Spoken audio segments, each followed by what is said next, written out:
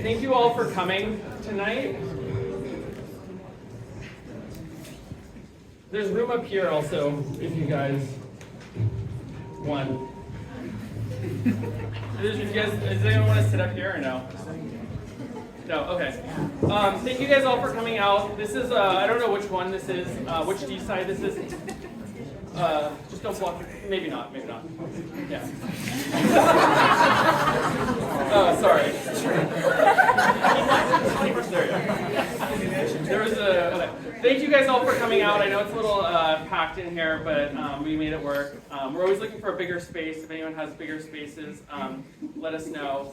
But this is part of MainNet, obviously, so it's a really nice crowd. And how many people are here from crypto, like the crypto MainNet event? Oh wow, not many. Interesting. Okay. Not many. Okay.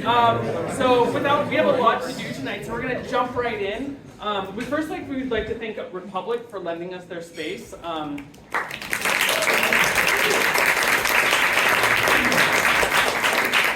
are a VC firm in the crypto space, and if you guys have ideas, you should definitely come to them first when pitching them. This is also sponsored by SVN, which we'll talk about in a second. Oh, you guys can, if you have a DeSciNYC as our Instagram, so you can Instagram tag us. Our Twitter account was just banned recently.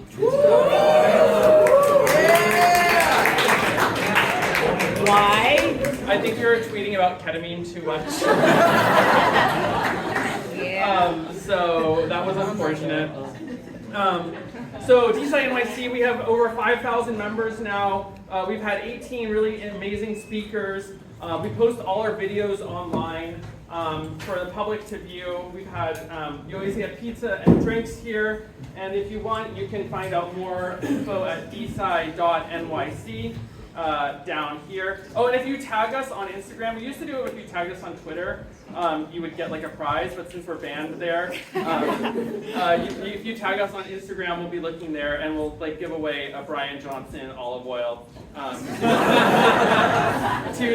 the person that has the funniest like take or something.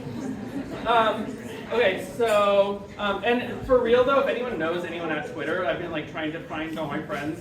We'd like to get our account back, but like it's literally banned. So if anyone here works at Twitter or knows someone that works at Twitter, send me a DM after. There's a way to get your account back if you just put in if you just say like the whole mom is mass reporting me in the appeal, you get your account back, or like everyone who's tried it says. Oh, okay, thank you. No, I appreciate it. Like anyone help me? Amazing. So we've had some really amazing speakers.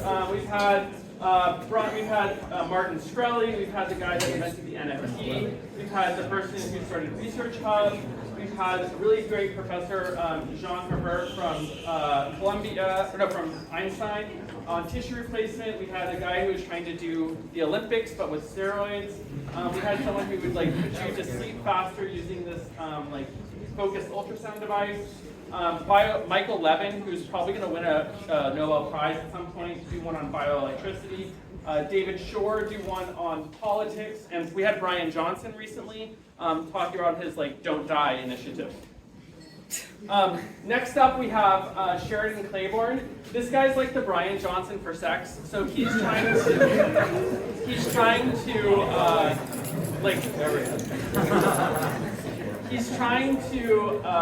take away, you know how Brian Johnson had all this stuff going on around longevity. It was such a hoax, and there was all this scams, and he brought all this science to it. Is Sheridan here? Are you here? No. Okay. He was trying to bring science. So Sheridan's trying to bring science to all this sex-related stuff. Next up, we have Noor. And Nora is also a friend. She's doing this thing called Orchid Health, which is around embryos. So basically they do full genome sequencing on embryos so that you can figure out which embryos might have a disease. So you can try and select. It's basically like Gattaca, but in real life, and it's working. It's working currently, which is allegedly Elon Musk used it for his recent baby. So you can RSVP for that one there. And you can RSVP for the Sheraton one here. Want me to go back or You forward? should get Nor to get you back on Twitter. Yeah, that's a good He's idea. available on the website. What? He's available on the website. Yeah. But it's better here because you're gonna forget it. So just doing it. Oh, also we got new slides because we hired a designer, so they look a lot more professional now. So what is decentralized science? So it's around like incentivizing like the next wave of science for people. And you know, previously, like the internet is the biggest laboratory in the world, right? So it's about like using the internet to like do science, and no one else is like thinking like this yet. So right now we like put way too much trust in the government to do science for us. Like they fund everything, and they say what's going to get funded, and like they're the kingmaker sort of. But with decentralized science, like funding is distributed and it's like peer to peer. So this is awesome. Secondly, like there needs to be 1,000 times more scientists than there are today. Like currently scientists, there's like you have to be a PhD student, you have to be basically in the US, and there's just not a lot of opportunities. But with like decentralized science, it's like decentralized finance, where like there's a lot of people that are unbanked and like don't have the opportunity to engage with financial transactions. And similarly, like, there's a lot of people who don't have the opportunity to engage with the like science system. So like, there's an opportunity to be a lot better. Well, do you want to get a picture of everyone? Come over, yeah. So everyone smile for the camera. Yeah, say science. You should join us.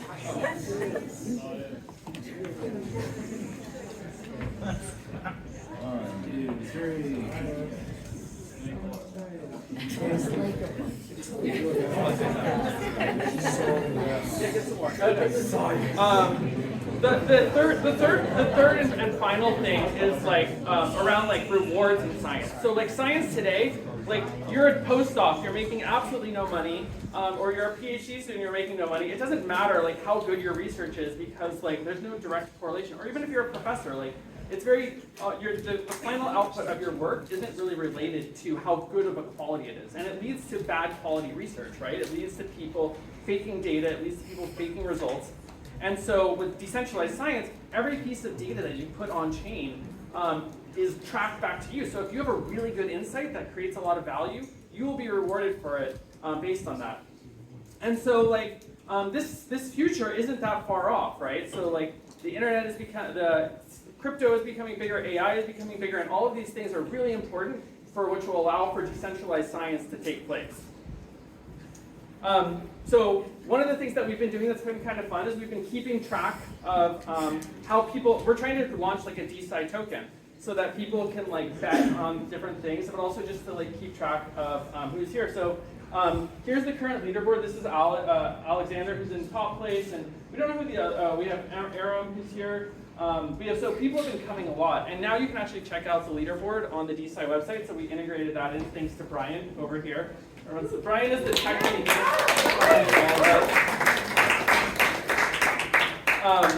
But it's cool because now you can we're creating this like system where you can create like a fan duel for science. So it's like a prediction. How many people here know what a prediction market is? You can like poly market, where you can like bet on science, where you can bet on politics. So you can like say like, oh, like I think Trump is going to win the election, and therefore I'm going to bet a lot, or I think Kamala is going to win the election, and therefore I'm going to bet on that. And similarly, like we have this idea that maybe a cool way to do science would be to, instead of just like giving someone a grant to do a project and then like funding it, and then like 5 years later getting a research paper out there, it would be cool to do science experiments using like a clinical research organization, and then have people use the fees, have people bet on that science experiment, and use those fees to sort of fund the CRO. And what's cool about this is like it creates like a fun way of doing science, as opposed to like where you're rewarded for things, as opposed to just like randomly getting grants from the government. It more gamifies it. So we let people bet on science, so you can bet on the weather tomorrow, you can bet using the DeSciNYC token, you can bet on how many rats are in New York City and will be listed on the NYC open data set. You can bet on how a clinical trial will evaluate. So we're hoping to we're going to develop this platform more, because we hope it improves the quality of science, but also speeds up science. And so we're hiring for this position. We always train, we're a smaller team, a handful of people right now, but we're always looking to expand. We are funded by Polychain, and we're looking for engineers or scientists or business development or marketing or design stuff. Any of those things ring a bell to you, and those are interesting, and this is an open door. I didn't know what that was initially, but it's cool. So you scan the QR code here, you can get a look. Okay, does anyone have any questions? Any questions? No. Anyone? Anyone? Okay, we will then welcome up our first speaker. Wait, let's do one more picture of everyone. Smile. Yay. Okay, look excited at least. There we go. Okay, cool. So our first speaker today is Kathy. Who is Kathy? Kathy. Yay.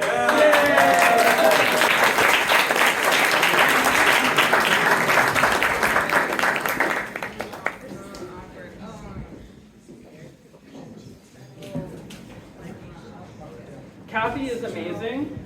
That was the intro she told me to say. No, it's interesting. Oh, it's interesting, sorry. And is going to do a short poem. Well, What is it? I feel like everyone wants it to be a poem, and like I feel like you guys are gonna kind of hurt me with like a strange like experiment, like if it's not. So. Okay, well, whatever it is. It's Yeah. interesting. Is Well, it like this should I use this? Test 1, 2. Sure. You can, you don't. Like, do you want me to? Like, Test, do you like no. me more? Either way is fine. You Okay, can hold it. I'm It's gonna like emotional it. I support. like it. Okay. Go. The stage is Okay. yours. One side. I can actually pull it up.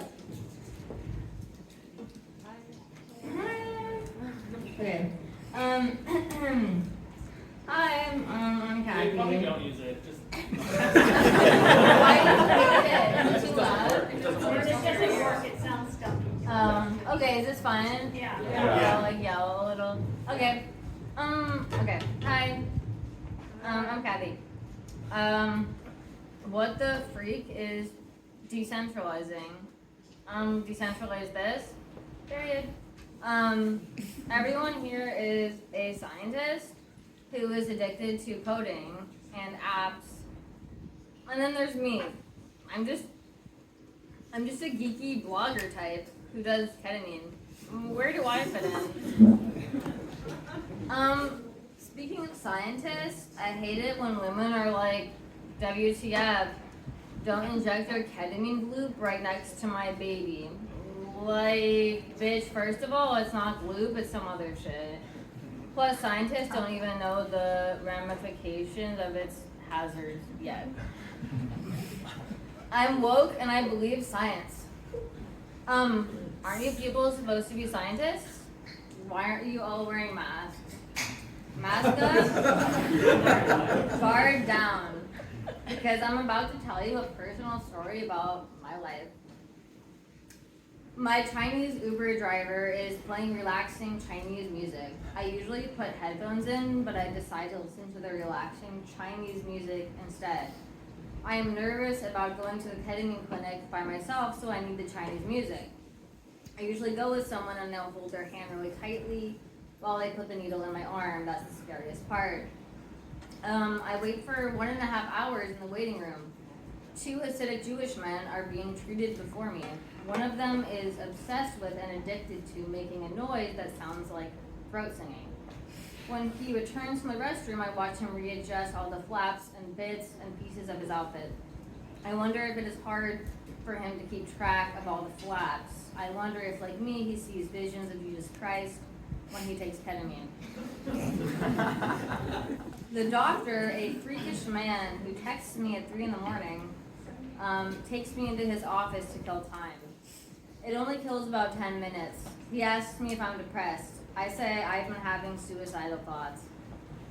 He stares at his phone for a second without saying anything. Then he says, sorry, I really need to respond to this text. He spends about 3 minutes doing that while I stare at the floor. He scolds me for not coming in for treatment before it gets this bad. He asks why I wait so long. I say, this costs $500. He shuts up and I don't see him for the rest of my appointment. There's always Korean nurses at the clinic. They don't speak English very well. Today there is a nurse named Choi. I've never had a male nurse at the clinic before and I am shy. He asks my name and I say Kathy. He says, are your initials KJ? I say yes, but feel like that's a freaking insane way to identify a patient. Then he grabs a big bag of ketamine with KJ written on it in big black Sharpie letters, and I'm like, oh, okay, that's interesting, yeah. Troy asked me if I'm a student, and since that question usually means, are you in high school? I say, I'm 24. His eyes get big, and he says, you look so young, and I realize I should have said that I was in high school and forced him to deal with the moral dilemma of pumping a teenager full of ketamine. I am fiddling with my hands and tensing up my body. Troy asks if I'm afraid of needles. I say yes. He laughs and instructs me to take deep breaths. It hurts when he puts the needle in. I turn my head so I can't see my arm. I hold my breath. He inserts the tube and instructs me to stop holding my breath. When the pain subsides, I look at him and laugh. I don't know what I had been so scared of. I was being so silly. Troy laughs too. We can't stop laughing. The ketamine entering my veins makes my arm feel ice cold. Then I see Jesus Christ and Blade and one of those big inflatable guys with floppy arms that you see outside of car dealerships. He is red and Christ is King is written on him in big yellow letters. Unfortunately, I'm taken to the sewer alligator dimension, and I ask Blade to please take me to the heaven dimension. He obliges. When Troy takes the tube out of my arm, I'm confused. The only thing I'm sure of is that I am a monitor being unplugged from a computer. He keeps reassuring me by saying, life will be better now. I wonder if he feels like life is hard too, so I ask him. He says, yes, especially in New York. I feel an immense amount of empathy for Troy. I guess I'm getting too concerned because he keeps saying he's okay and this is about my life, not his, holding his hands up like he's been accused of a crime. I ask if he has friends. He says not really. He says he only came to America 1 year ago. I ask if he has family here. He says he has a wife and 2 dogs. I look up at him and my eyes are welling up with tears. He says gently, oh, you love dogs? I say, no, I love marriage.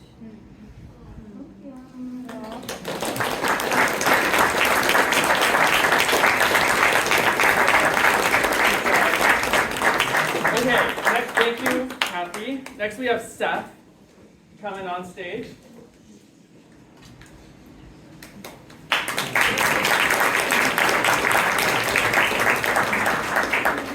There's a lot of you. So I'm writing about philosophy, not from the science world, but I'm going to do a few minutes on ketamine and consciousness and philosophy. Yes, Speak up. Okay. This thing's dead. All right. I write about philosophy.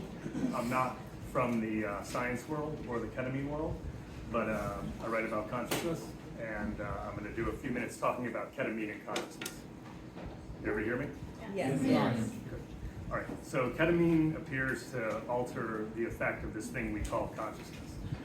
As we heard, it causes dissociation, floating feeling, mild hallucinogenic qualities, and rumors of mind-expanding properties and possible effects on neural pathways. There are studies that suggest it may even cause a disconnect in several circuits and rewire the brain itself. I asked a friend of mine who took ketamine intravenously what it was like, and he said that he had an experience. He felt like he no longer had a body. He was a ball of energy moving through an ever-collapsing and folding and unfolding dimensions. He had a sense of self but no body. He was pure consciousness, according to his report. All right, so this begs the question, well, what is consciousness? If ketamine can cause these changes, then what is consciousness itself, and why does this dissociation happen? So consciousness can be thought as a construct with a long history, and my research focuses on consciousness and how it's illustrated through cultural narratives, and I also look at a lot of science fiction. It's a mixture of continental and cognitive science, continental philosophy. So what exactly is hallucinating and what are the experiences? Experience taking place outside of time, you see true reality or higher order reality, things feel hyper real. It's a third person perspective where you see yourself from a distance. And is ketamine a psychedelic? I think the next guy's going to talk more about that, but that's sort of up for debate. It causes a loss of self. So there's a philosopher and cognitive scientist named Thomas Metzinger who believes that there's no such thing as a self. He says the self is a construct of the brain. Essentially, we have no self. And the way he illustrates this is through the rubber hand experiment. Does anybody know what the rubber hand experiment is? Yes. Okay. All right, so the rubber hand experiment, for those who don't know, is when there's a rubber hand placed next to your real hand and a researcher covers your real hand with a cloth and brushes both hands with a feather. Then eventually they stop brushing your real hand and just touch the rubber hand, but you feel them touching it even though they're not actually touching your hand. So you imagine a neural pathway where there's nothing. So he took this and said, could you do this with the whole body? So they were able through, I think, stimulating an electrode in the brain or something. I'm not exactly sure about that part. We'll leave that for the scientists. They were able to create an out-of-body experience where this person experienced their body on the ceiling, outside of them, and did not experience this in themselves. So he said he believes that this shows that the self does not exist and the body is a projection of consciousness. Okay, so with this you get an ego tunnel. You have a sort of, you have the body, you have the mind projecting itself. Now, a different set of philosophers, Merleau-Ponty and Sean Gallagher, believe in embodied cognition, and their idea is that consciousness starts with the body and ends with the mind. That all your bodily feelings, your affects, all determine your consciousness. So what I was interested in doing was combining these two. So what happens if you combine these two? So you have a body projecting consciousness and a consciousness projecting a body. So basically you have nothing. A totally illusory reality. And what does that say about reality itself? Okay, so how does this tie back into ketamine? Well, I think you probably know where I'm going with this. But all right, so first, quickly, we're going to look at dreams and dream consciousness. Metzinger also thinks that dreams and waking consciousness aren't that different. The waking consciousness is basically a dream state with active body feedback. So there's really no way to tell whether we're dreaming or not, other than the fact that we can move in 3 dimensions. We have volition, so we can actually move. Because in a dream, you ever notice you can't actually control your movements? And you also, as they say, you can never read the fine print, right? Because your brain is generating this whole entire experience, but it's not so good. It doesn't have so much memory, so it kind of, fudges on, the corners in the fine print. Okay.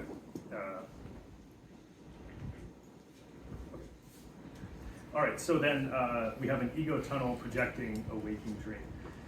So why does this matter? If it seems real, then who cares? So, but let's look at 2 questions. Why does it seem real? For 2 reasons. 1, because we check it against the experience of others. So we say, if you and I have the same experience, therefore we must be living in reality because you serve as the mirror for me. There's a whole field of philosophy that looks at this set of ideas from Hegel, Lacan, and a whole bunch of other people, that essentially consciousness and human consciousness and human self-awareness is a product of the fact that we experience it in somebody else. And so the more like us their type of consciousness is, the more we are prone to think that we're aware that reality is real and that everything's okay. There's certain cases, if AI develops a lot more, where it could be interesting because you could be looking at another consciousness that's not in you. Who knows what will happen with that? That's very interesting. Okay, so the second way I know that reality is real, that consciousness is real, is I use my body to confirm that my body is real. So they call it auto-affecting. So I touch my hand touching my hand. When my hand is both touching and being touched, I'm both subject and object. So I know that I'm here because I can feel myself. But then if we go back to Metzinger and the mind is projecting consciousness, do I really know that I'm touching my hand or not? That, that gets a little complicated. And then if I can't really check that against somebody else, again, we're back to nothing in a totally illusory reality. Okay. The result is, I don't know if I'm real. This sounds a lot like This sounds a lot like my friend's experience with ketamine: a loss of body, a loss of self, a loss of reality. Why does this matter? Well, in short, it matters because if we're all developed in the consciousness of somebody else, and it's a mirror process, the only way to improve human society and human consciousness as a whole is through change. But if it's like a fiber optic cable and every consciousness reflects every other consciousness and has the capacity to change any other consciousness, then if enough people take ketamine or hallucinogenics, it could help change reality and society, and that's happened. They think that happened at the beginning of man with, the theory, Terence McKenna with the Homo erectus, and they also think that happened sort of in the 60s, but maybe we're due for another one of those. Thank you.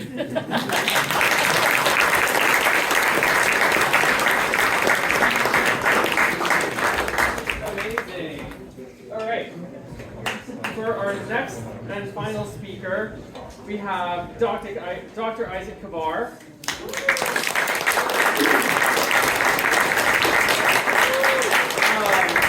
He studies neuroscience and AI. And I've actually known Isaac because Isaac did undergrad, master's, PhD, and postdoc at Stanford, which is the exact same that I did. So we've known each other for a very, very, very long time and have been to many dinners together. So without further ado, I'd like to give Isaac a round of applause.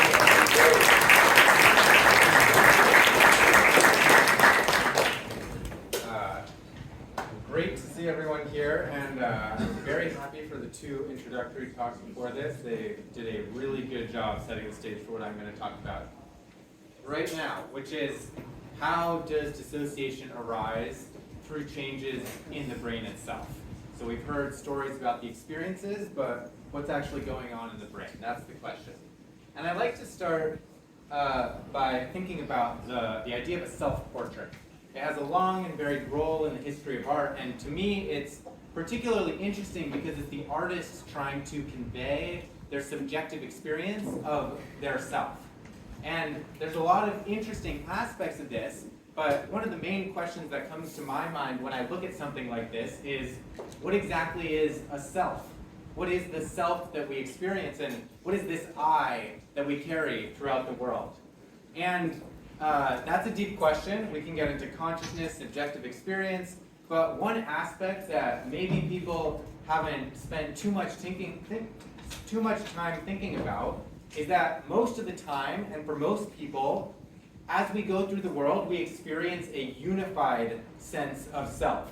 At any given moment, there is a single I that is experiencing our past history, our future plans and desires and wishes, and the sensations and our position at this moment. Now, of course, people can experience different roles and different personalities even at different times in their life or even throughout the day, but at any given moment, most people experience a singular I. At the same time, what's fascinating is that this is not always the case. So, one instance in which this occurs is this phenomenon called dissociation. And fascinatingly, Sheila himself actually, in a later self-portrait, starts to reveal this type of experience, where in this self-portrait, there is not just one, but two of himself looking out back at the viewer. And I think this is prescient. It sort of opens up this realm of exploration. And in particular, I want to focus on this phenomenon, which we've heard a lot about tonight, of dissociation. So I'm going to define it here. Dissociation is a conscious state where normally integrated cognitive processes selectively uncouple. So for example, one instance of that is sensory stimulation may disconnect from the associated emotional response. For example, you may touch something hot, but you may not feel the aversive feeling of pain associated with that.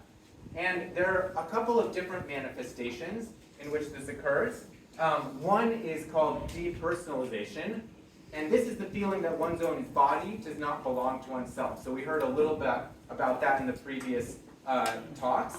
And there's also derealization, which is the feeling that other people, objects, or the world are not real. These are both altered states of consciousness, but notably, in these scenarios, you are still conscious. You are not dreaming, you are not asleep, you are not unconscious, you are aware, but something has shifted in the way that you experience the world. And it's a little hard to understand maybe in the abstract, so I like to, get direct firsthand experience. So this is a quote from a YouTube video of this nice woman describing her experience as she dissociates. And I thought this was very evocative. What it feels like for me to dissociate is that my mind is a car, I'm in the passenger seat looking at myself driving. So you can imagine normally with this unified sense of self, you're in the driver's seat, everything is just going along, but in dissociation you can be pulled out. You still have a self, but you're sort of looking at this other thing that maybe is also you as well. And how does dissociation arise? And is this a widespread phenomenon? You may be surprised to learn that approximately 10% of people will throughout their lifetime experience at one time or another this state of dissociation. But perhaps more urgently, about 1% of people have what's called a dissociative disorder. And a dissociative disorder can be caused by things like trauma, especially childhood trauma, or epilepsy. And these can cause a maladaptive state where you dissociate regularly, obtrusively, at times when it's really quite disturbing, distracting, and upsetting to dissociate. And this is a completely unmet need. We do not have any pharmaceutical drugs that address this, partially because we have no idea what's going on. We just don't know what dissociation is. And the final thing that most of the people in the room are probably most familiar with is that dissociative drugs such as ketamine, for example, can also cause dissociation or dissociation-like effects. Now, as I mentioned, dissociation is a complete mystery and has been for a very long time. Even as far back as 1889, Pierre Genet was studying this in great detail, but he was sort of just describing the phenomenon. And ever since then, it's been this mystery. We have no idea what's going on in the brain when this happens.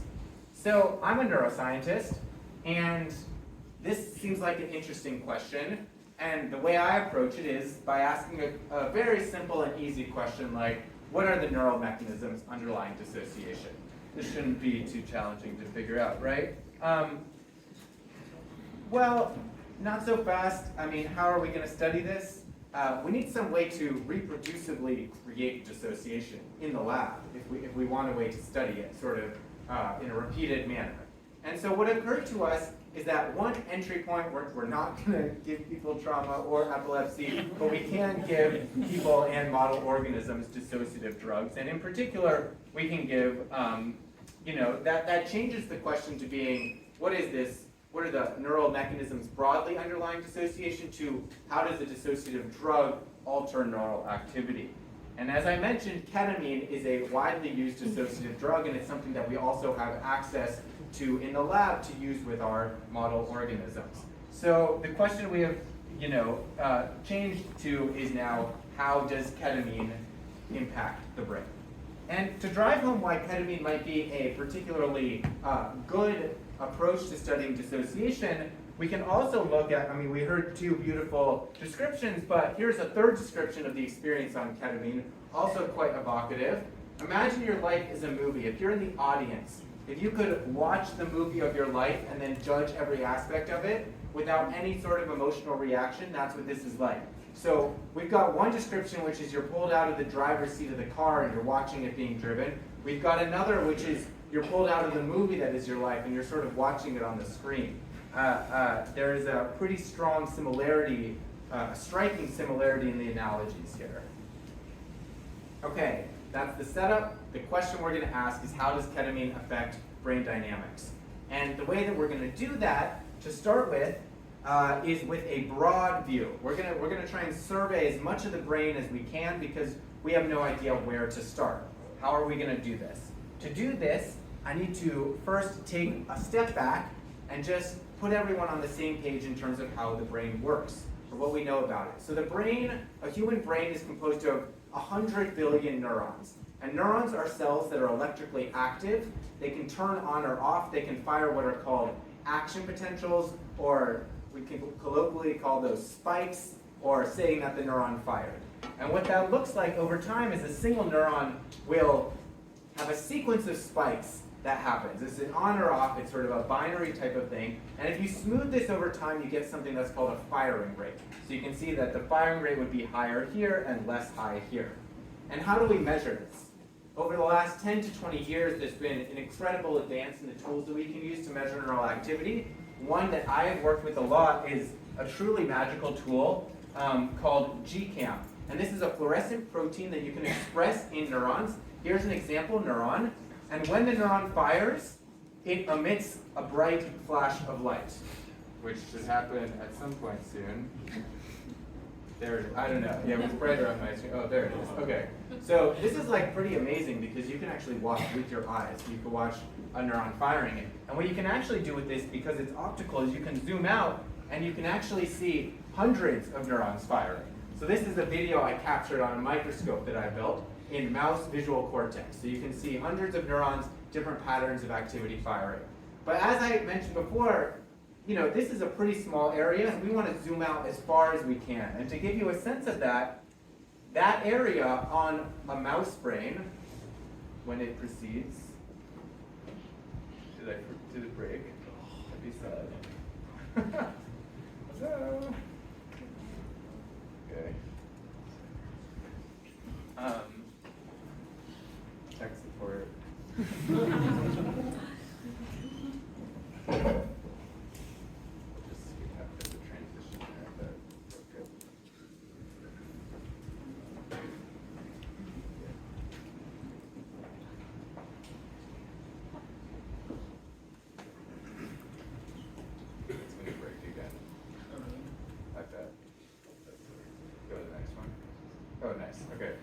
Transition. So anyway, so that whole image actually, if we're looking down at the top of a mouse brain, and a mouse brain about this big, that's all that we were looking at. And there is a lot of brain here that we were not seeing with that. So what I did is I developed a tool, a type of microscope that allows us to see all of this at once, looking down on the top of a mouse brain, and we can see lots of regions you may have heard of. So motor cortex, this is all cortex we're looking at. This is where the really interesting sorts of computations go on in the mind. And in humans, the cortex is the part of the brain that's most expanded relative to animals such as mice. So we've got motor cortex, somatosensory, visual cortex. You can guess what visual cortex does. Auditory cortex, and an interesting region called retrosplenial, which will become of note in just a few slides. So this is the technique I built. It's a pretty weird technique, actually. It's got three components to it. The first thing is we take a mouse and we genetically modify this mouse, so most or nearly all, or most of the neurons in its brain express this protein called GCAM, which I showed you. So when a neuron fires, it emits light that you can actually see by eye. Then we need a way to actually see into the mouse's brain while the mouse is alive. And we actually figured out this way to make the skull of the mouse transparent. And it's pretty weird. It uses super glue and nail polish, and that's about it. And it's perfectly fine. The mice are quite happy with it. So they don't mind, and they look awesome.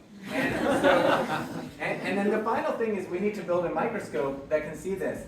And there's one hilarious part of this microscope, which is that the main objective lens we use, the main magnification that we use, is actually a Nikon 50mm lens flipped upside down. And that turns out to be the best possible lens you could use because, weirdly, a full format 35mm film frame is almost exactly the same size as a mouse brain. So these lenses were designed exactly to project and capture an image from that size. So that's good news because they're pretty inexpensive because no one shoots with these anymore. And we can see all of these regions, as I mentioned before. And just to demonstrate that this technique works, here's a simple experiment where we shine a light into the mouse's eye and we see activity in visual cortex here. And in a mouse that's not expressing GCAM, that special protein, we don't see it, okay? And alternatively, if you wiggle the mouse's whiskers, you see, again, the appropriate region of the brain, the somatosensory cortex, as it's called, light up. So this suggests that we are seeing signals that make sense. And what this leads us to is what I continue to be amazed by is a truly fantastic video. This is looking down on the brain of a mouse that is awake, its head is fixed in place under the microscope, and it's just sitting there thinking. And this is a mouse brain thinking. And it's really mind-boggling. You see all sorts of patterns of activity that are just sort of meandering around the brain. Sometimes you see symmetric activity up here. Sometimes you see things really light up in different parts of it. And this is a mouse brain thinking, okay? And we injected it with saline as a control, just with a salt solution. And this leads us to where we wanted to get the whole time. We now have a technique to look down on as much of the brain as we could see. We see that the signals make sense. What happens when we inject this mouse with ketamine? Does anyone have any guesses? There's a split off the colors, there's no bilateral. Very good guesses. Can you go back to the map of the brain? So we can guess. There's the map of the brain. I've given you a big hint. But what I will say is that what we saw was completely and utterly unexpected and unlike anything that I saw at any point in the experiments I had done with mice. Most of the time I would see something like this. When you give ketamine, you see something like this, which is completely bizarre. Now, what I'll say, it's worth noting that these outlines are the regional outlines, and they were aligned based on the anatomy of the skull, not based on the activity. So when we saw that this region here is flashing on and off in perfect alignment with the anatomy, it's just really, really, really weird, and was worth further investigation. So the first thing we want to do is just to describe this in a little bit more detail, let you see what's going on. So here's what a single period of the oscillation looks like. You can very clearly see it turns on, turns off, and comes back on, and the period is about 1 to 2 hertz, so 1 to 2 oscillations per second. But in case it's not clear, retrosplenial cortex is doing something particularly out of the ordinary here, especially compared with the other brain regions. And if we quantify it, you can see what I mean. So here on the top row, we have the blue trace represents activity before we inject ketamine, the red trace represents after.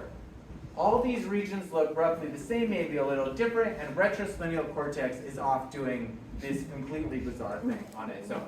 This oscillation that's completely uncoupled from everything else. And you can quantify this using other signal processing techniques to show this increased power in this 1 to 2 hertz oscillation range. And you may ask, was this a one-off? Is this just one special mouse that we saw? We can show this across mice, and you see this enormous effect size that is very significant. This is a super consistent phenomenon. This phenomenon is so consistent that if you come to the lab, I can put a mouse on, inject it with ketamine, and you can see it by eye. What does retrosplenial mean? Great question. So retrosplenial is probably the one region on this map that you haven't heard of. And that's for good reason, because it's somewhat of a mysterious region, actually. The one thing I will say is that in humans, retrosplenial cortex is like a core member of what's called the default mode network. And the default mode network, for those of you who have or have not heard about it, is associated with feelings related to the self, related to autobiographical memories, and related to an understanding of the position of where you are. And moreover, in people who meditate, you can see that there is a decrease in activity in retrosplenial cortex. So all of this together was just like, what is going on here? We need to dig deeper. So we dug deeper. One thing we can do is, I said ketamine is a dissociative. Why would you take my word that this is a dissociative effect? We need to investigate that more. And one way we can do that is that there are other drugs that in humans cause dissociation. They have somewhat similar effects to ketamine, but they're different drugs, one of which is phencyclidine, PCP, and another is MK-01. What we see is the exact same pattern of activity with retrosplenial popping out disconnected from the other regions. But in a drug that has similar properties but does not cause dissociation, you do not see this. I already showed you saline. And then one bonus treat is we had LSD in the lab, And so we tried to see what would happen if you gave the mouse LSD, and you do not see this pattern. So this is not a hallucinogen-related pattern. It seems to be quite specific to the dissociative drugs. One more thing you may wonder about. Ketamine causes anesthesia, right? It's a sedative of sorts. So is that maybe what's going on here? And so we did a separate experiment where we give an anesthetic to the mouse and we cause it to be, general anesthesia, cause it to be unconscious. And what we see is more like what I would have expected. And what you see here is waves of activity propagating across cortex. This is a pretty cool video in and of itself. This is reminiscent of slow wave sleep for people who are familiar with that. But the key point here is that all the regions are oscillating, not just one of them. And you can see that in these two plots here. There's a peak in 1 to 2 hertz power in every single region, not retrosplenial. They're all the same as each other, not with retrosplenial being unique. Okay, so we're doing this in mice. We have some fancy tricks. I'm just going to show a little bit more detail because it's fun.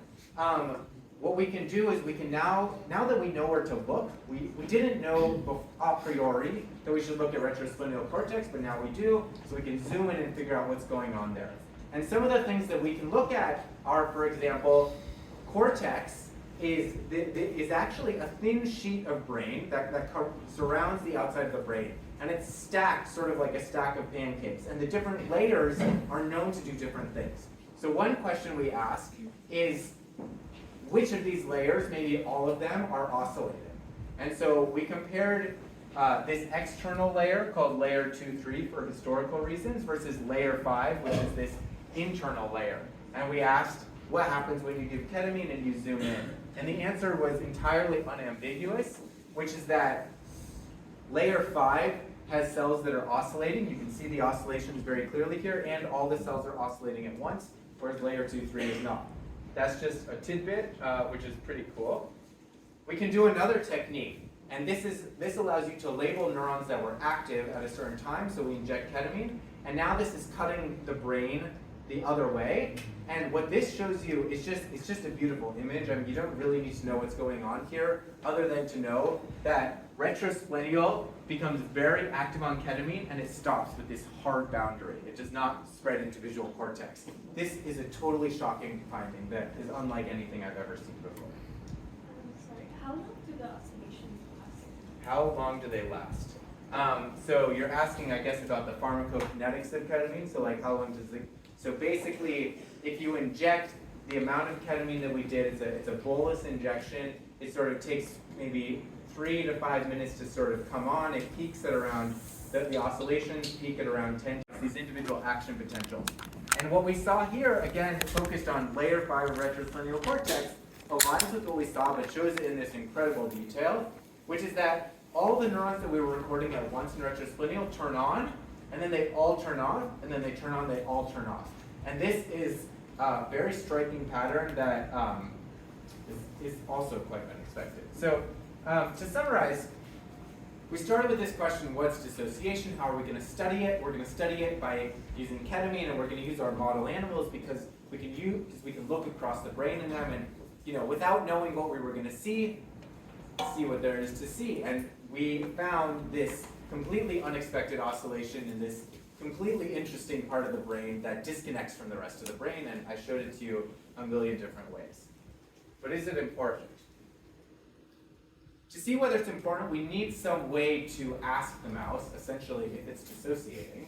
And then to see, once we can do that, by playing in this oscillation without ketamine, can we cause the mouse to dissociate?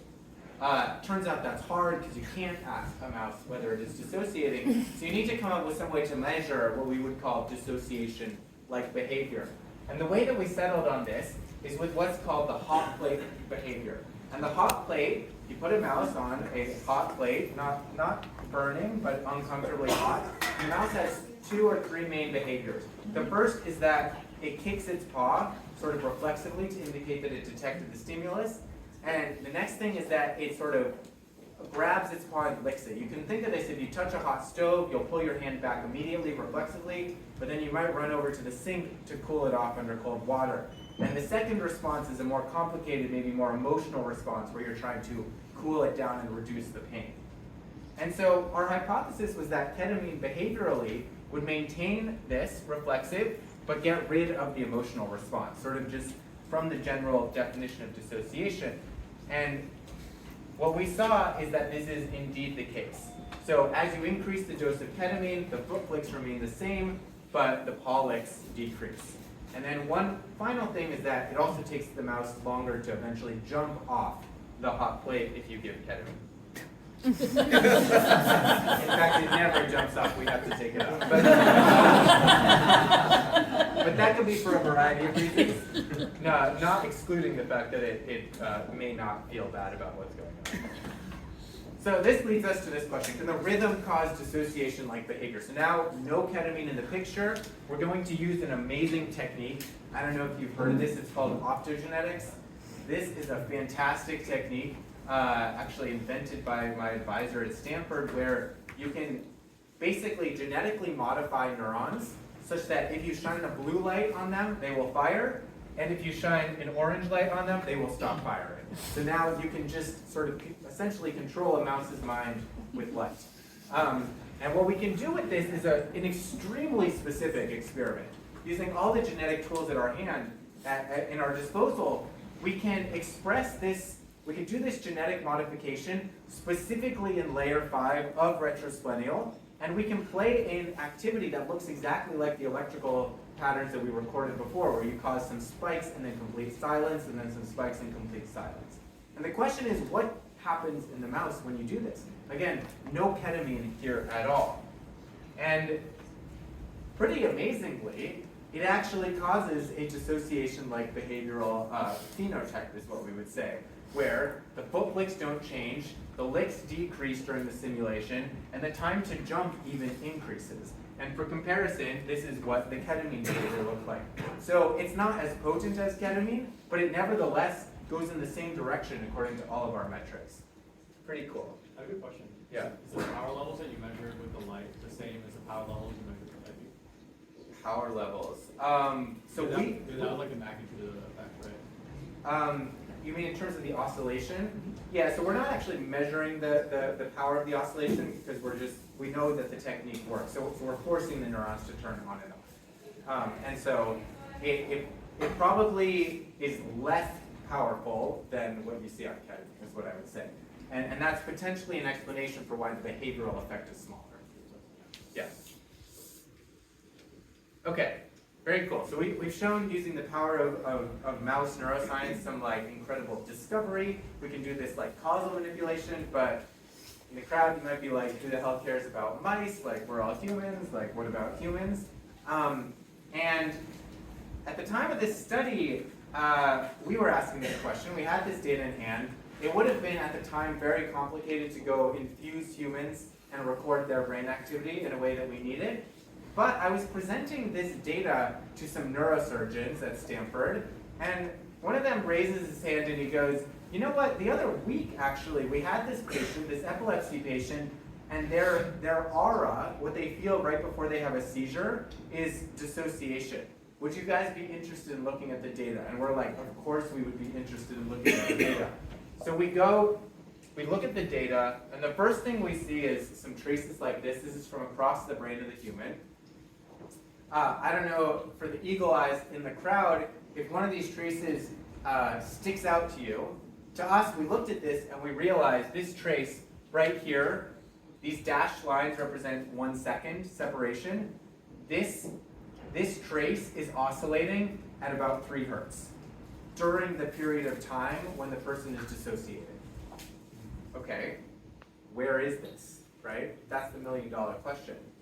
It turns out that this is in what's called posteromedial cortex. Okay, that's not right. Wait a second. Posteromedial cortex is the human equivalent of mouse retrosplenial cortex. In fact, the way that you can think about it is that mice had a retrosplenial cortex that throughout evolution expanded into a much, much larger region of the human brain called posteromedial cortex. And a small subset of that is maybe the old retrosplenial cortex, like the seed of it. Yes? Is this For all seizures or just this patient? This is this specific patient who specifically experiences dissociation right before their seizure. Most patients do not use it. This is a pretty rare patient, actually. We were quite lucky, yes? Indicating that it's on the right side, is there a left side one, noting that the oscillations were symmetric across both? That is a great question. That's a fantastic question. So I'll say 2 points here. One is that it turns out that the seizure focus, where the seizure starts, is in right posterior medial cortex. So this oscillation appears right before the seizure, and that's also the exact time when the person feels the dissociation. But, as I'll show here, great leading question, we can also look at the other side of the brain. And what we see is that in left posterior medial cortex as well, we also see an oscillation. And I will get to a point in 2 slides that really drives home why this is important, this laterality, and where the seizure is. I have one follow-up. Yeah. Are they in phase? Yes. Right. Yeah. I'm pretty sure they're in phase. I'm not sure I directly analyzed that, but I'm pretty sure they are. So one really cool thing is this patient was quite eloquent in their descriptions of their experiences. And one of their descriptions of this dissociative episode just blew my mind. They said, I was aware that I was listening to 2 parts of my brain speak to each other in a way that a 3rd part of my brain, which I considered to be me, was able to listen. I mean, that's classic dissociation and just, honestly, just a wild experience to have someone describe. And so that's pretty cool, okay. We can quantify this just in the same way that we quantified the mouse data, sort of with the signal processing to look at it in the frequency domain. And what you'll see here, and what this is trying to drive home, is that in this patient, just like in the mouse, the only regions that are oscillating are left and right deep posterior medial cortex. The other brain regions are not. Wild. And then there's one more, this is the final experiment I'll show you. There's one more trick up the neurologist's sleeve. Once they've figured out where they think the seizure is coming from, they go back and they test it by electrically stimulating from each electrode throughout the brain.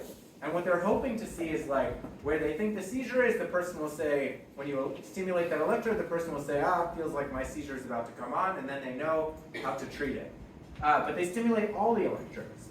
And so we can see what happens when they electrically stimulate left and right posterior medial cortex. So as I said, right posterior medial cortex is where the seizure came from. So we would expect them to say things like, it felt similar to the seizure beginning.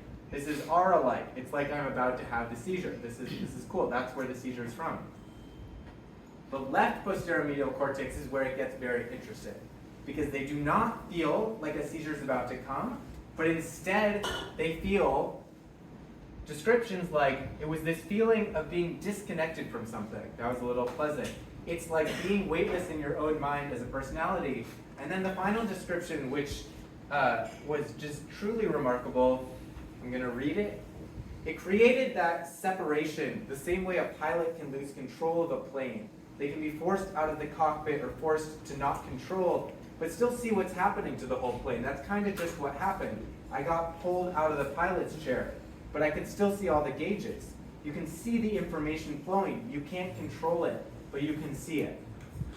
Which, one more detail, and then I'll pull it together, which is that the only electrodes that we stimulated that caused a dissociative experience were the electrodes that naturally oscillated during the dissociative auras. And one sham stimulation caused it, but that came immediately after a very strong dissociative stimulation. And only one other stimulation pair caused it, and that one happened to sort of between 2 electrodes that crossed this region of oscillating electrodes. So it's a very strong result. And what it brings to, oh, there's one more. I forgot. I wanted, yeah, okay. One more thing. I lied. This is where the study had ended. This was a few years ago. We published this. And of course, the question, standing before us is, okay, what about ketamine in humans, right? Like, that's a much harder study. I mean, that requires designing a new study, etc. But fortunately for us, this enterprising team at MIT decided that it was worth doing this. And so they went ahead and did this, and they gave a pretty rapid and high dose of ketamine. And indeed what they saw is that retrosplenial cortex, or posterior medial cortex here, was exhibiting a 3 to 4 hertz oscillation. This wasn't even our work. I mean, yeah, pretty cool.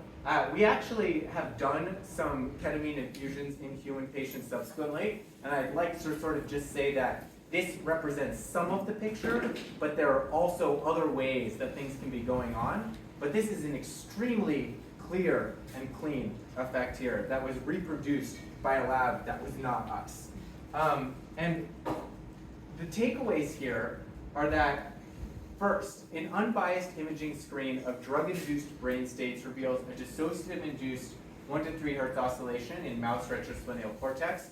2, optogenetic mimicking of the oscillation elicits a dissociation-like behavioral effect without ketamine on board. And then finally, again, without ketamine on board, an epilepsy patient exhibited a 3 hertz oscillation in this region, posterior medial cortex, that's similar to retrosplenial cortex. And this corresponded to some incredible experiences of dissociation. So this is the slide I wanted to pull it together, which is that we saw this, this description of a dissociative order being pulled out of the driver's seat of a car. We saw this ketamine experience as if you're watching yourself on a movie screen. And then through this whole process, we came together and figured out that posterior medial cortex, if you stimulate it and cause an oscillation, you can evoke the experience of being forced out of the cockpit of a plane. So I think this is a pretty remarkable story of discovery, just sort of driven by curiosity. And I also think it's worth just noting that these experiences that we have most of the time, sort of this feeling of a unified self going through the world is not the only way to experience the world. And moreover, that this might be a way for us to gain an entry point or foothold into studying what that unified self is. What relation might this have to the pharmaceutical Lamictal, which is used in low doses as a mood stabilizer, but in high doses as a anti-seizure medication? That is, wow, that's a very insightful question, actually, because because Lamictal is known in combination with ketamine to block dissociative effects. And so, as I mentioned, we sort of in the interim time we've been doing we've been doing some ketamine infusions in patients with these intracranial recordings, and just sort of anecdotally, some of the patients, because they're epilepsy patients, actually have Lamictal on board, and when we give them ketamine, they don't dissociate. So it's like kind of this is like a pretty established phenomenon. So we're working on trying to understand what might change in the neural activity associated with that. And there's evidence that there's some evidence that there's fewer oscillations being elicited by ketamine in that case. That's a very good question. So sorry for that. This is the transfer of Keynote to PowerPoint. But the main takeaway here is this was the work of a huge team, in particular my really good friend and colleague Song and my advisor Carl Dijsselhoff, who invented that optogenetic technique I mentioned. And thank you very much for your attention, and I'll happy to take questions.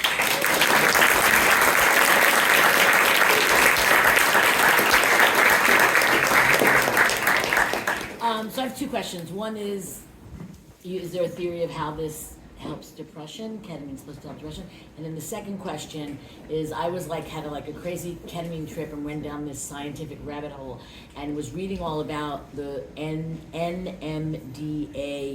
I guess it's an antagonist, and how that they think ketamine is a great model to use to study schizophrenia, because schizophrenia is essentially the NMDA receptors don't really work on schizophrenia, if I have that correct. And I was just curious how that whole NMDA, not to be confused with MDMA, model works in this area of the brain. So those two questions. Yeah, so great question.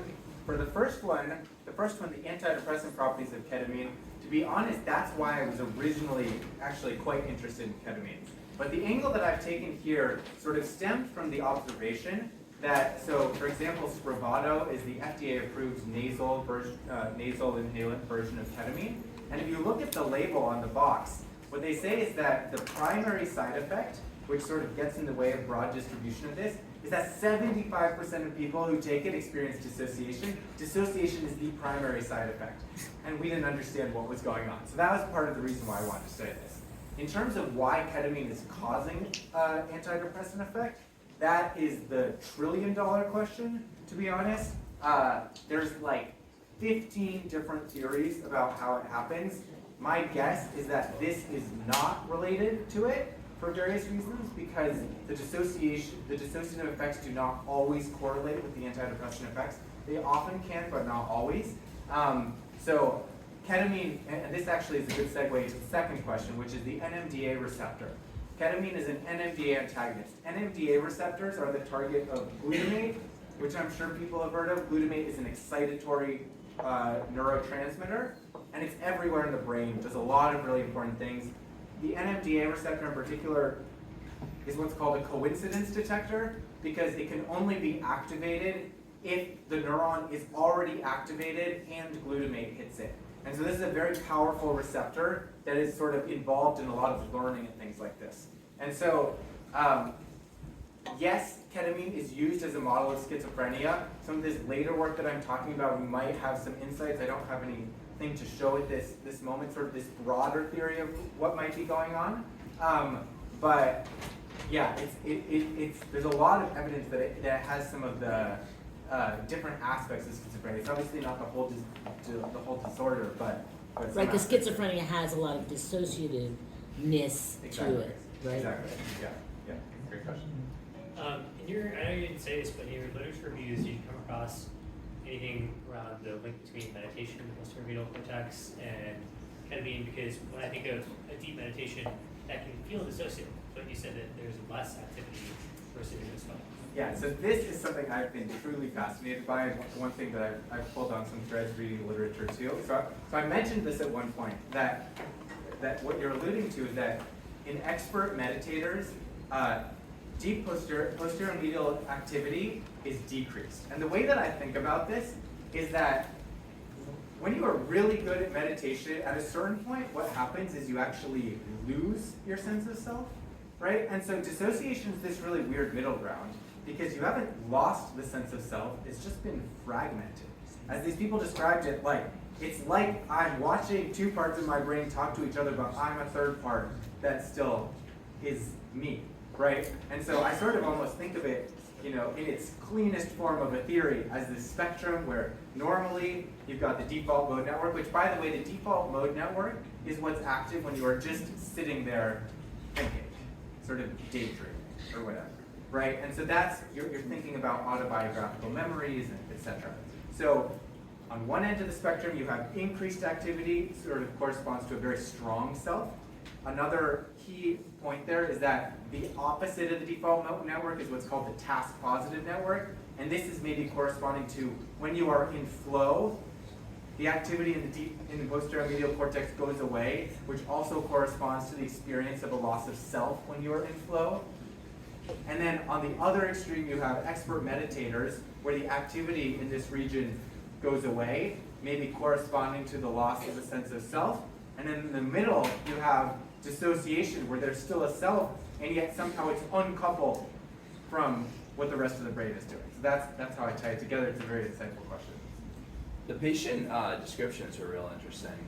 As you said, like the third brain observing conversation between the two other parts, or the seeing the controls in the cockpit, not being able to act as. They're also they're very abstract conceptualizations. Yeah. Did you get any more from the patients insofar as what they were the experience, the phenomena, what they felt like they were observing, what was inside of that, those conceptualizations? Yeah, I mean, the one quote which I didn't put up there, maybe is getting a little. One thing this patient was very fascinated with was sort of throwing their blanket over their legs, because they said something to the extent of, when the blanket's over my legs, I don't believe my legs are there anymore, or that they're not a part of me. Or maybe it was that they're not a part of me. So there were some more specific sort of physical descriptions. Another thing that this person experienced was sort of a sense of lack of orientation. It was a little hard to understand what they were trying to convey, but it was something about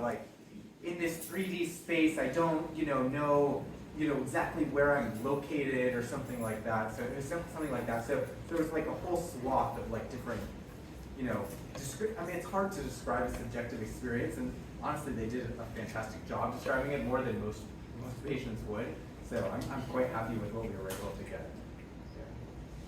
I was wondering if you could speak more about the frequency, like 1 to 3 hertz, and how that relates to other things going on in the brain. Couldn't help to know that like 1 to 3 hertz is like pretty much the range and like what music,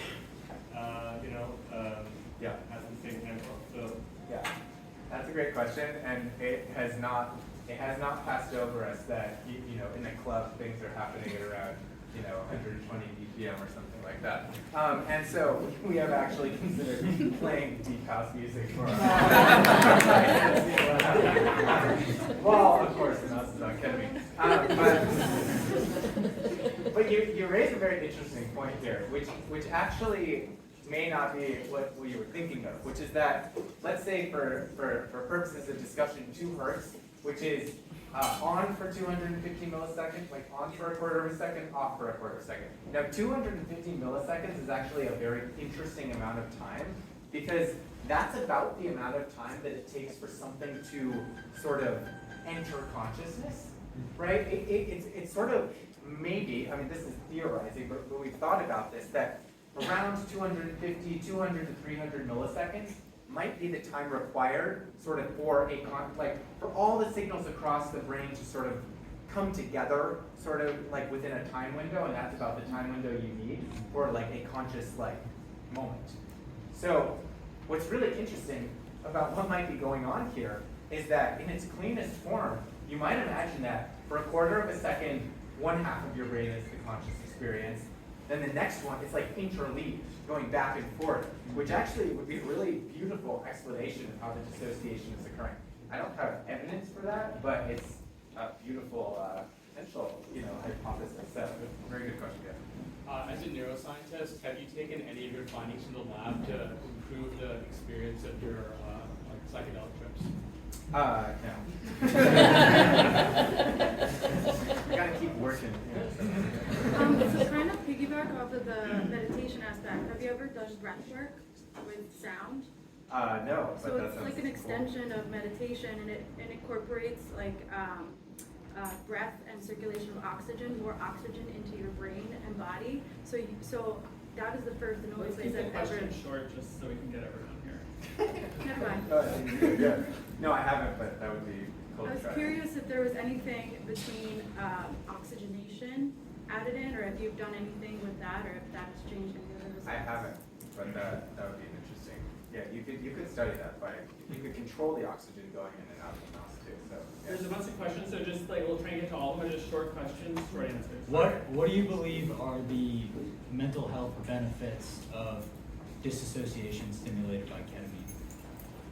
I don't know. I mean, I would say it's conceivable that you can imagine this sort of like acting as a separation, sort of from if you're in a perseverative mindset where you're sort of ruminating on something, having ketamine come in to sort of break the cycle is a plausible phenomenon of what might be going on. That would be my guess.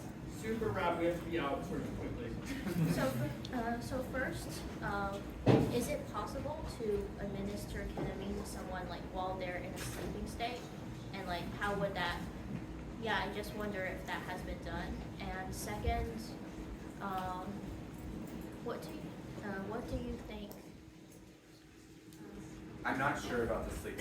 I don't know, but that could be cool. Yeah. What impact would? Next question. Yeah. Do you think that non-pharmaceutical methods like optogenetics or external stimulation can replace either psychedelics or pharmaceutical drugs for mental health, entirely? Can it entirely replace it? It's like a superset? It's possible. I think our tools right now for stimulation are somewhat limited, especially right now we're sort of limited to stimulating sort of the surface of the brain, but there are techniques like focused ultrasound that may one day be able to do something like that.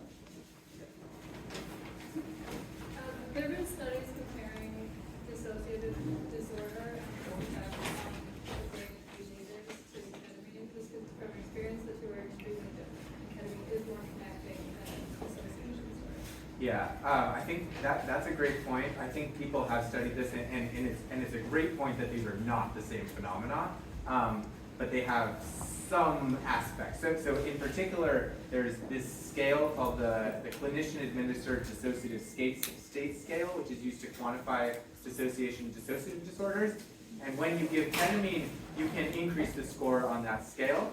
But again, recognizing that these are not the same experience in their totality, because ketamine is doing a lot of things to the brain, one small subset of which might sort of overlap with dissociation and dissociative disorders. Why didn't mimeticity induce the similar effects in the murine models as MK801 and ketamine? So I think molecularly what's going on is that memantine is what's called a non-competitive antagonist, which means that essentially it's probably not as strong of an antagonist as the other ones. So even though it sort of has roughly the same mechanism, it might not elicit sort of the same overall effect. And in humans, it does not cause dissociation, and memantine is actually sort of a treatment for Alzheimer's. So, yeah. I'm happy to talk with people after also. Do 3 at a time, quickly. 3 at a time. Can you remember what type of ketamine you used and also the amount? Yeah, this was racemic. In mice, the doses are not at all comparable. In mice, it happened to be between 25 to 50 mg per kg, but that's like completely different. Any overlap here between with research in the human-machine interface? Insofar as we are recording neural activity in humans, yeah, but not ketamine directly related. No. Yeah.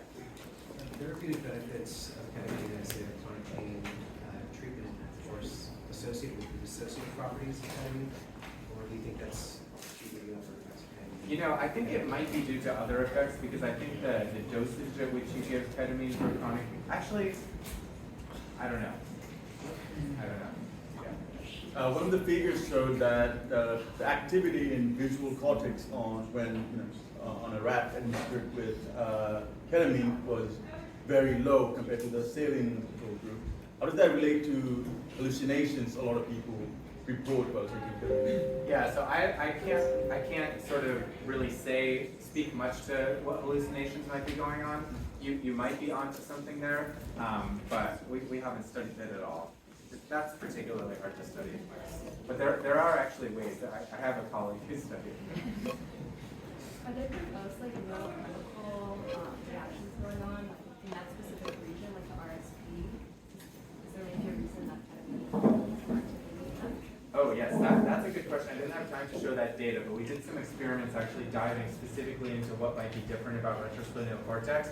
And one thing that's worth noting is that there's this receptor called the HCN1 receptor, which is actually more famous because it's in the heart, and it actually serves as a rhythmic pacemaker. And so anti-HCN1 drugs are actually used to control rhythms in the heart. But when we were looking at the expression of this gene across the brain, we noticed that it actually has a higher expression in retrosplenial cortex relative to neighboring regions. So we did a really cool experiment, which I just didn't get into because I didn't know people would want to be so into the weeds, but it's a really cool experiment, which is that we locally knocked out that gene. So we genetically removed that gene just from retrosplenial cortex. Then when we record activity in retrosplenial cortex, after giving ketamine, the oscillation is not present and the behavior is not present. So that's a pretty powerful experiment, but didn't make the cut. Also, if you go to my website, the paper in which this all is there is listed on my website, ivk.io. So. Well, thank you, guys. Thank you.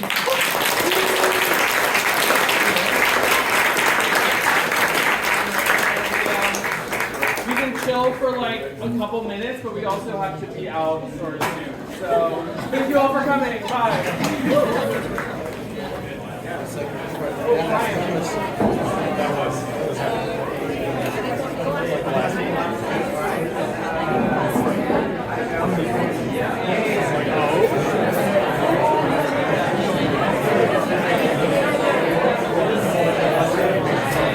Great presentation.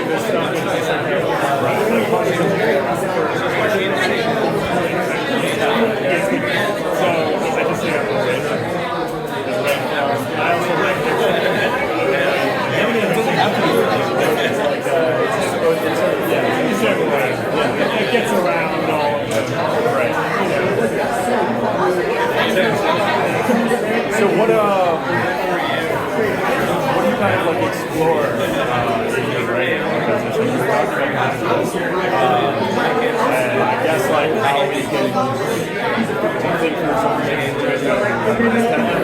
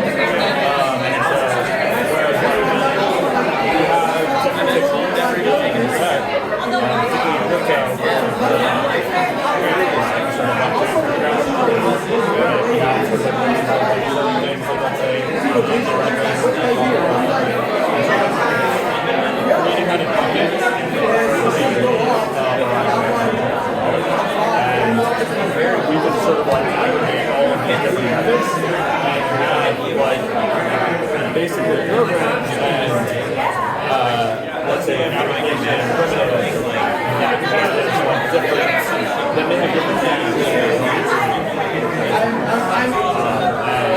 They may have their own theory, and that's okay. And so it's like basically this sort of like this like coalescing web of sovereign and executive forms this sort of and so it's like you turn that beyond like just like logical to sort of let's say like network knowledge and sort of working knowledge and then sort of like use like new ways to kind of coordinate or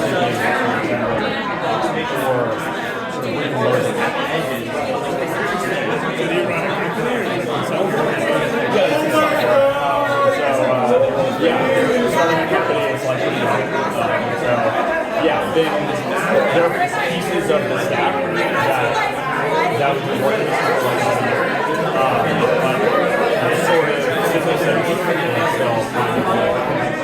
we're doing a release next year for sort of some part of this. We use a lot of this uses network that a lot of identities and sort of like public use. So the ways to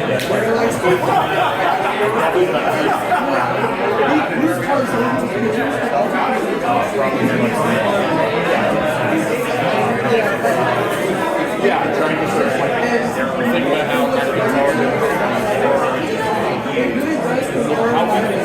how we have more sovereignty over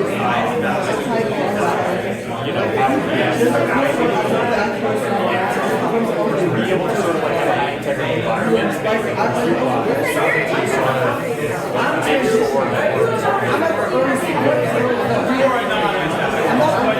also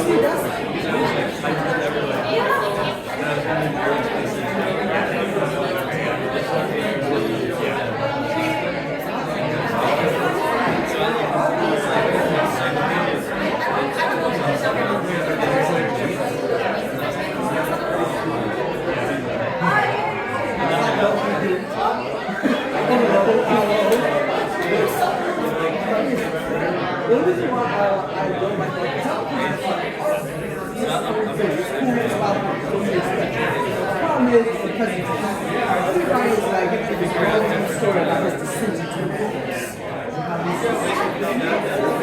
He's like, he was so, he was always thinking, right? He was like, he finished the artwork. So his assistant finished it. You see his descent into madness. Right. You're like crazy. I'm expecting I'm like, oh man, I go there. That's how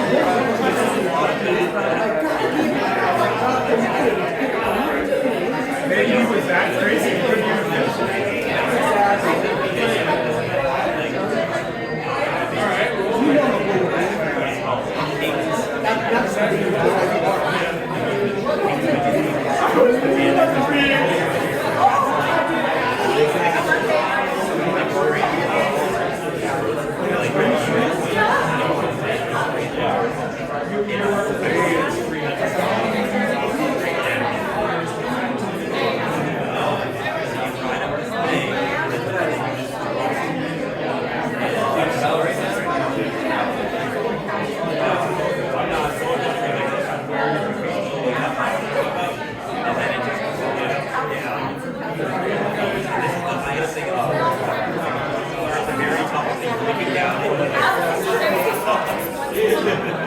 And then it starts going.